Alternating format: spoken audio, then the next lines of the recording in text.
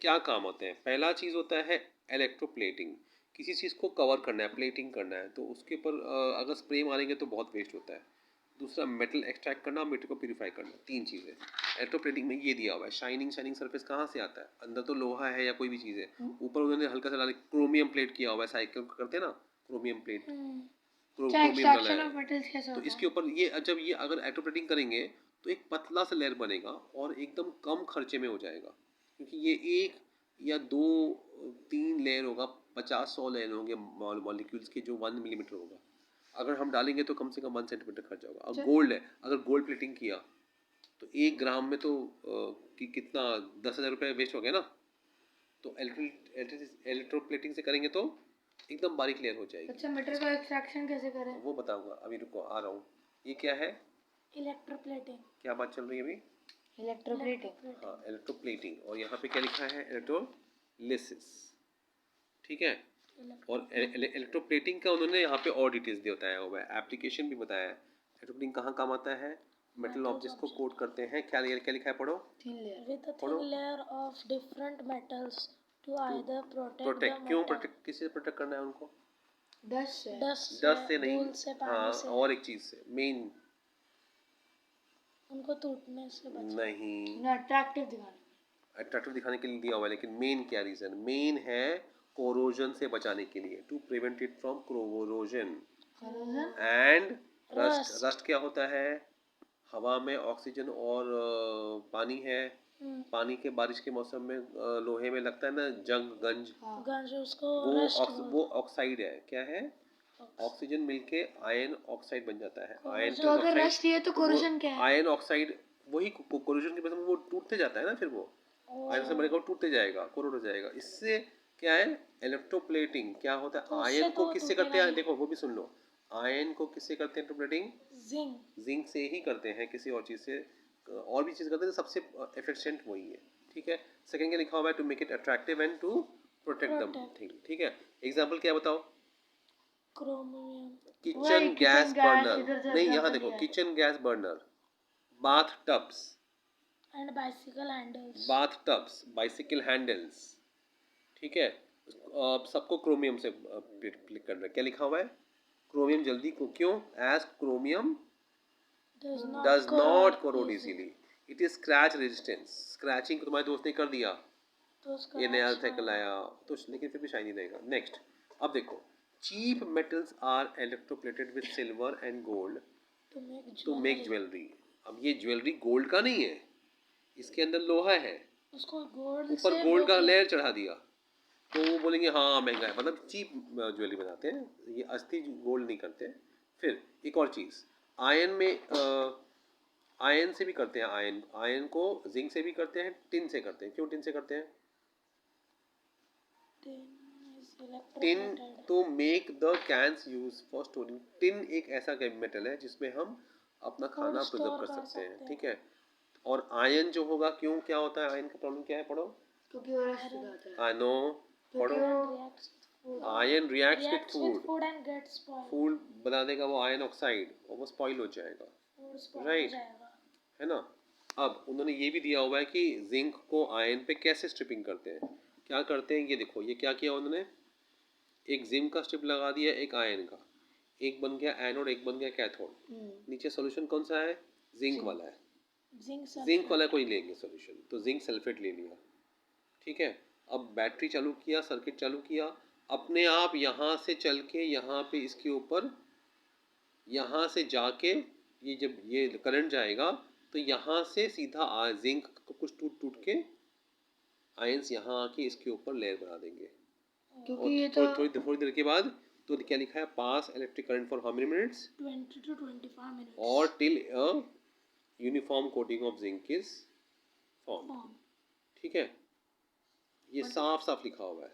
कितना इजी तरीका है कि इस पे इसको कवर चढ़ाना है, स्प्रे नहीं मारना है, डाल दो सॉल्यूशन में जिसमें वो चीज़ होनी चाहिए, जिंक को जिंक सल्फेट में, उसको एक सर्किट दे दो, बैटरी ऑन करो, और फिर वो अपने आप, मतलब इसके कैटायंस इसके एनायंस से चिपक रहे हैं। अब एनायंस और कैटायंस क्या है वो समझा देता हूँ, बहुत इजी है। क्या लिखा है? पढ़ो ध्यान से। इलेक्ट्रोलिसिस, पढ़ो, एक एक ऑडिट करो। Electrolysis is carried out in an electrolytic cell. अब इलेक्ट्रोलाइटिक सेल, ये जो है इसको बोलते हैं इलेक्ट्रोलाइटिक सेल। ये सेल हमारी जो बैटरी है उसमें वो सेल होता है, वो उसके अंदर इलेक्ट्रोलिसिस हो रहा है। बैटरी था ना, ये बैटरी ये वाला Green. तो वैसा एक सेल है ना। अब हमने वो कर लिया, फिर क्या लिखा हुआ है पढ़ो। It consists of an anode, anode है, a cathode, कैथोड है, and electrolyte. इलेक्ट्रोलाइट भी होना चाहिए, जैसे हमारे यहाँ पे जिंक सल्फेट लिया हुआ है ना। Inside Glass vessel. ग्लास किसी से रिएक्शन नहीं करता इसलिए, और दिखता भी है साफ साफ। और क्या चाहिए, Source of तो electricity. यहाँ पे हमारे पास सब कुछ आ गया, राइट Yes. है ना। फिर The electrolytic cell. इलेक्ट्रोलिटिक, फिर से पढ़ लो। Electrolytic cell हाँ, क्या करता है, converts electric energy into chemical energy. जब लाइट चालू करेंगे इलेक्ट्रिसिटी तो वो ये पूरी एनर्जी यहाँ से कुछ टूट के यहाँ जाएगा और वो केमिकल एनर्जी के रूप में आ जाएगा। अब क्या लिखा है, when Electric current is passed through an electrolyte. Light Electrolyte. क्या होता है, the decomposition of the electrolytic electrolyte solution occurs. और क्या क्या क्या क्या बन जाता है वो, negative and positive ions ions. occur. अब जैसे उस वहाँ क्या था, जिंक सल्फेट था ना, क्या है यहाँ पे जिंक सल्फेट, तो टूट के क्या बनेगा, जिंक बनेगा और सल्फेट बनेगा। ठीक है, अब इसमें एक रहेगा पॉजिटिव एक नेगेटिव। एन एटम और an molecule that carries an electric charge created by losing electron और गेनिंग इलेक्ट्रॉन, दोनों में उसको चार्ज आ जाता है। ठीक है, is called ion. Negative charge को बोलते हैं एन आयन। एन आयंस, वो दिखता है अनियन की तरह लेकिन एनायंस बोलते हैं। और जो पॉजिटिव है वो जो cations. उसको क्या बोलते हैं, Cations ना. And positive ions called cations are formed by losing electrons. वो इधर देखो, इधर एनोड पॉजिटिव है, कैथोड नेगेटिव है, पर एनियन नेगेटिव और cathode anion Anion cation, and cation. इधर एनोड पॉजिटिव और कैथोड नेगेटिव, इधर एनायन नेगेटिव, कैथोड पॉजिटिव। अब negative ions are attracted to the positive electrode, anode. हाँ, ये तो मैंने बोला। तो एनोड को जो चिपकता है वो एनायन, हाँ कैथोड को जो चिपकता है वो कैटायन। हाँ क्लियर, हाँ। ये याद रखना। तो इसमें से जिंक जिंक जिंक जो है ना, जिंक बनेगा पॉजिटिव, राइट। और सल्फेट बनेगा नेगेटिव. हाँ, और फिर यहाँ पे जाके जिंक उसको चिपक जाएगा। वेरी गुड, ये चीज़ पे हमारा चैप्टर यहाँ पे ख़त्म हो जाता है, इसका मेन पॉइंट्स। अभी इसमें से और क्या रह गया है, कौन सा रिएक्शन के केमिकल एनर्जी का बताया, गैस बबल्स फॉर्म्ड है, मेटल डिपॉजिट, कलर चेंज, तीन चीज़ होती है। क्या होता है, इसका मतलब क्या हो गया? द फॉलोइंग चेंजेस ऑब्जर्व जब केमिकल रिएक्शन होता है, फ्लो ऑफ जब बिजली डालेंगे इलेक्ट्रोलाइट पे तो तीन चीज़ होती है। एक तो बबल्स फॉर्म होंगे, ठीक है, कहाँ पे, इलेक्ट्रोड में, क्योंकि वहाँ पे वो आयंस वो आ रहे हैं। दूसरा, मेटल डिपॉजिट होगा इलेक्ट्रोड में, मतलब कैसे? जहाँ जो मेटल डिपॉजिट हुआ ना, यहाँ पे ये मेटल डिपॉजिट हो गया ना इसके ऊपर, तो वो मेटल डिपॉजिट होगा तो दिखेगा।